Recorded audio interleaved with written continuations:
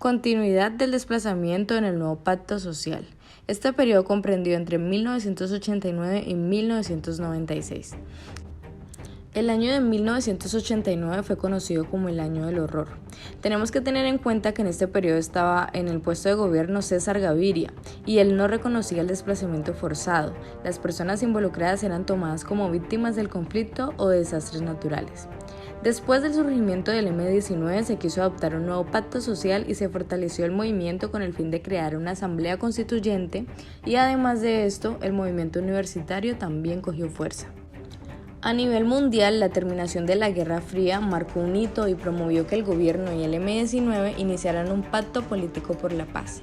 En este año también se declaran ilegales los grupos armados por nexos con el narcotráfico, ya que habían llevado un recrudecimiento de las masacres y de los asesinatos. Entre estos está el de Carlos Pizarro, Luis Carlos Galán y Bernardo Jaramillo. El año de 1990 fue marcado por la séptima papeleta. En este periodo sucedió algo histórico que marcó un antes y un después en Colombia. Este fue uno de los pocos movimientos ciudadanos que ha logrado cambios sustanciales en Colombia. Esta fue una propuesta que surgió a partir de un movimiento estudiantil ante las elecciones del 11 de marzo de ese año. Se iban a elegir senadores, representantes a la Cámara, diputados, concejales, alcaldes y un candidato presidencial. En total eran 6 papeletas, 6 elecciones.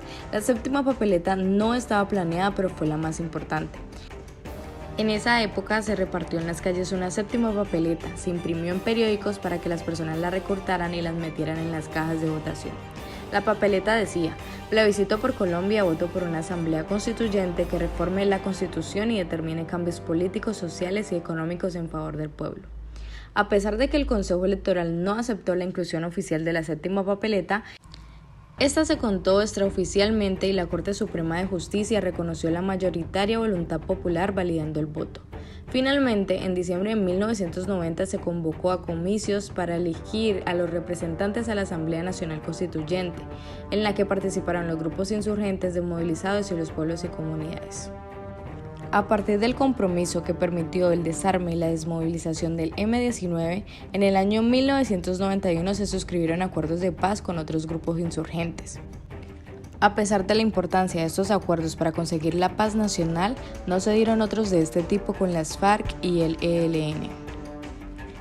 Finalmente, el 4 de julio de 1991 sería promulgada la nueva Constitución Política, la cual restablecería un nuevo orden político, social y económico de la nación, representado por la participación de los grupos insurgentes recientemente desmovilizados, y se creó la Corte Constitucional, la Defensoría del Pueblo e instituciones que se convertirían en abanderadas en la denuncia y la defensa de las víctimas del éxodo forzado en los periodos siguientes.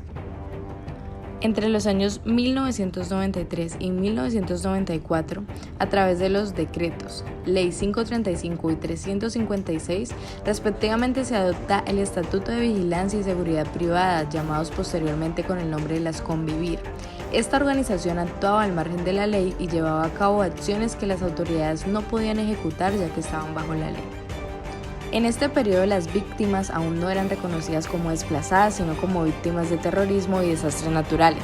Para ello se designaron algunos recursos a los cuales solo podían acceder las personas desplazadas que estuvieran censadas como tal. En este periodo el presidente era Ernesto Samper Pizano, quien fue en esta ocasión el protagonista de un escándalo que sacudió el país, donde se le vinculaba presuntamente con narcotraficantes del Cártel de Cali, y esto hizo visibles diversas problemáticas sociales. Otro suceso importante fue que se adoptaron las normas del derecho internacional humanitario con el objetivo de proteger a quienes no participan de hostilidades o han dejado de participar en ello. Y por último, pero no menos importante, la problemática del desplazamiento forzado es introducida al escenario gubernamental por el presidente Samper como un objetivo principal de política pública del gobierno nacional. En 1995 se adoptó el Programa Nacional para la Atención Integral de la Población Desplazada y se reconoció por primera vez la existencia del fenómeno del desplazamiento a causa del conflicto armado. En ese mismo año el Congreso aprobó la Ley 241 que decretaba la extensión de la atención humanitaria brindada a las víctimas de atentados terroristas. También la CIDH denunció que las llamadas Convivir fueron utilizadas por los grupos paramilitares como escudo en contra de sus actividades violentas.